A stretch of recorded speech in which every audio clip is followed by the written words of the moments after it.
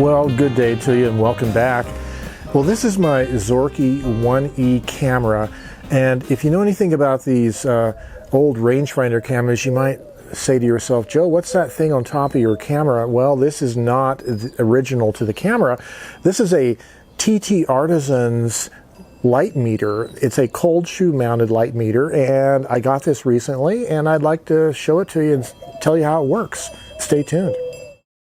Well, the meter comes in this little nifty box, and it has a little foam packing, and it has a little tiny Phillips screwdriver that comes with the meter for the purposes of taking off the battery cover and also moving the cold shoe mount to the other side of the meter if you need to. So the front of the meter has a little aperture that measures the light. It has a 45-degree angle of view. The back of the meter has a button that you press in order to activate the meter function itself. And the way this works is if you don't turn any of the dials on top of the meter for 10 seconds, it'll automatically power itself down. So it automatically powers off. And then the top of the meter is where all the action takes place. This is where all your readings take place. So first of all, let's look at the ISO function, which is the recessed knob on the top of the aperture dial. There's a window that reads ISO. So to vary the ISO, you want to hold the aperture dial from turning, and then you want to move the top face of that dial with that little extension, that little raised thing. So you can see I'm turning the ISO. That little window changes. And I want to make sure that I do have it set to ISO 100 because I'm using Kentmere 100 film. So there is my ISO 100 setting right there. So the aperture dial moves in a continuous range from a minimum of f1 to a maximum of f22. Right? So you have a pretty broad aperture range there. And then the shutter speed dial next to it moves in discrete click stops between 1 second and 0.002 of a second. So this meter will not give you shutter speeds faster than 1 second. Just be aware of that, okay?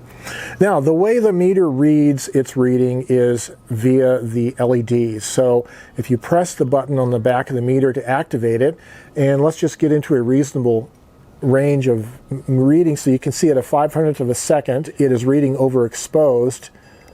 Oops, and now if I go to I alter my aperture, and you can see now I'm in the green, pretty close, and then if I keep going, I can underexpose it in back into the red here. So you have this continuous range of adjustments like that. You can turn either knob to adjust your exposure. So you can make this either an aperture priority meter, or you can make it a shutter speed priority meter based on which one you're adjusting, and that's actually kind of a neat little feature. If you don't touch any of the buttons, any of these two knobs for 10 seconds, it'll power itself off automatically. And the battery, see, like right there, and the battery that it uses is a CR2032, a round 3-volt battery, and I didn't happen to have any CR2032s on me when I got this meter, but I had some 2016s, and they're the same diameter and they're the same voltage, 3 volts. They're just a little bit thinner, and so the battery compartment itself has a little rubber nubbin on the compartment inside of it that presses against the battery and actually has quite a bit of range for different thicknesses of battery. But just know that the manufacturer calls for a CR2032, even though I'm not using the exact replacement battery. Okay, so the body of the meter is made of this aluminum. It's machined, and it has a really high degree of finish and really close tolerances around everything.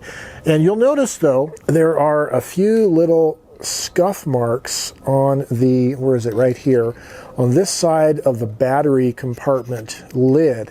Now, why is that? Well, yes, that's right. When I originally tried to put the meter on the camera, it wouldn't go in. And I started figuring out that it wasn't the thickness of the cold shoe mount, because it would actually go in sideways underneath either rail. It was the width of the mount from left to right here. It was a little bit too wide. And also, I did check it on other cameras just to be sure it wasn't the camera itself here. But it was tight on other cameras, and so what I ended up doing is I took off these two screws, removed the cold shoe, and I had some 1600 grit emery, and I just sanded the left and right rail surfaces here, the left and right sides, and it's such a fine sanding job that you really can't even tell hardly. But I just made them a little bit narrower so that it would fit on my camera a little bit better. But in the process of doing that, I did scuff up the battery compartment a little bit. So that's not paint, that's actual aluminum. So it's a really nice finish, actually. And you know, for the money I paid, I think it was under $80 for this meter. It's a pretty decent little meter. Keeping in mind there's a number of these small little cold shoe mounted meters that are out on the market these days, and this is not really intended to be a comparison video between those various meters, but this meter here I really like. So in the days where I used to go out with a meterless camera like this Zorki 1E, I would at that time carry with me my Sekonic L208 light meter, actually L308 light meter, and of course it's another bulky object, right? It's pretty big. Not super big, but it, you know, takes up room. Yes, it does have a neck strap, a lanyard, you can put it on your neck, but it's another device to carry. And I really like the idea of having a cold shoe mounted meter that just makes the whole package integral, and it makes it one package, self-contained. I do like the analog or physical dials readout of the meter, because after the meter powers itself off, you still have the readings on the dial to reference. So you can, you know, transfer those readings to your camera or adjust your exposure accordingly. And also, because you can mount this meter either left or right side of the cold shoe based on your camera's configuration, it really fit ideally for my Zorki because the shutter speed dial is not impinged. You can still pull it up and turn the shutter speed dial of the camera. The meter looks like it was almost designed for this camera, in fact. So the metering window is here. Then you have the rangefinder window. Actually, where is it?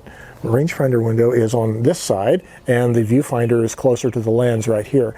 So very cool the way it fits on the Zorki 1E. But there is a question that some people might have, is how accurate is the meter?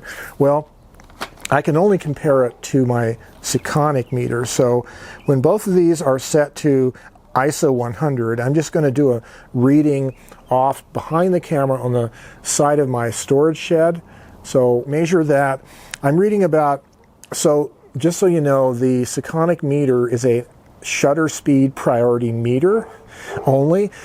So you get exact increments of shutter speed, in this case 125th of a second, but the apertures read in fractions. So this is f8 and 9/10 of an f-stop, which is kind of, that's sometimes hard to interpret, you know. So I'm going to take a meter reading here, and we will, on this camera, I'm going to set it to 225th of a second also, zero the meter out, and I'm reading between f8 and f11 on the, at 125th of a second, which, you know, this meter was reading f8 and 9/10. So I think these meters are reading really close together to each other. The angle of view of the metering aperture is 45 degrees with the TTArtisans meter, and it's roughly the same angle of view with the Sekonic flashmate. So as far as accuracy of metering, it looks like it's pretty accurate compared to my other meter. And also, if you're using it for film cameras, obviously, especially black and white film, you have a pretty wide tolerance of exposure. So I've shot a couple rolls of film on this Zorki 1E camera using this meter, and I have had all my exposures that come out pretty good. So I think the meter speaks for itself just in terms of the results I've been getting.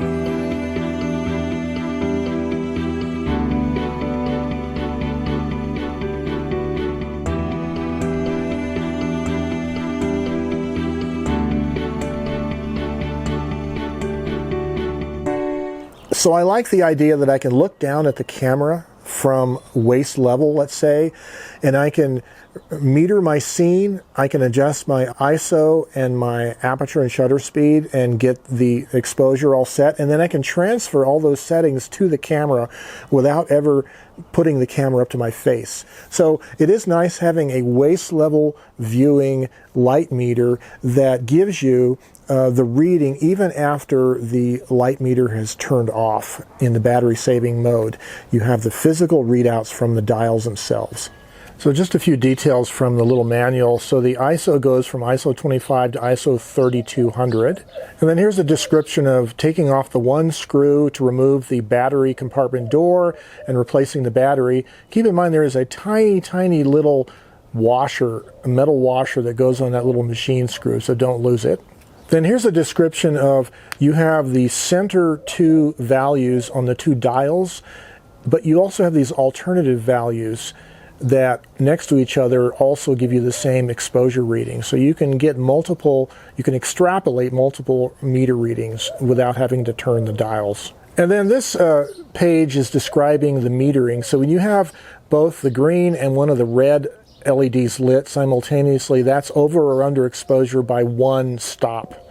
So you can know what exactly one stop is in over or under exposure based on having the red and the green both lit.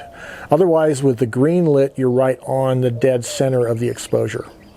So overall, I like this meter. I like the performance of it. I like the way it works very thriftily on battery power without using a fancy electronic display screen to give you your values. It's just referencing the physical knobs. That makes a lot of sense out in the field, especially when you're using an old manual camera that also has physical knobs. It kind of works with the same aesthetic. I find the light meter to be just as accurate as my Sekonic light meter, so I have not seen any issues of accuracy at all. I think the build quality is pretty good. The finish and fit is really smooth and nice, with the only caveat again is the cold shoe bracket was a little bit too wide, and I had to do some fine hand machining to get it to fit better, but your results may vary. So this is my little mini review of the TTArtisans C10S, S for silver. They also make a black one. These are available for around 80 bucks, I think, is the last time the price was I checked. And they're pretty decent little meter. There's a lot of new hot shoe or cold shoe mounted meters available these days from a wide variety of build qualities. There's some that are just made of 3D printed plastic. I like the build quality of this. I like the look of it. It kind of matches somewhat the finish of my Zorki camera. And again, I really like the analog or manual dial readouts of the camera. It makes a lot more sense. Well, this is Joe. I've been having a lot of fun with this rangefinder camera since my friend Ethan totally overhauled it and replaced the shutters, and I've been getting some good exposures on this camera. So I hope you guys have fun with your photography as well, and if you have an old film camera without a light meter, then you might want to consider a cold shoe mounted light meter like this TTArtisans. Well, until next time, stay creative and have yourselves a great day. Bye-bye for now.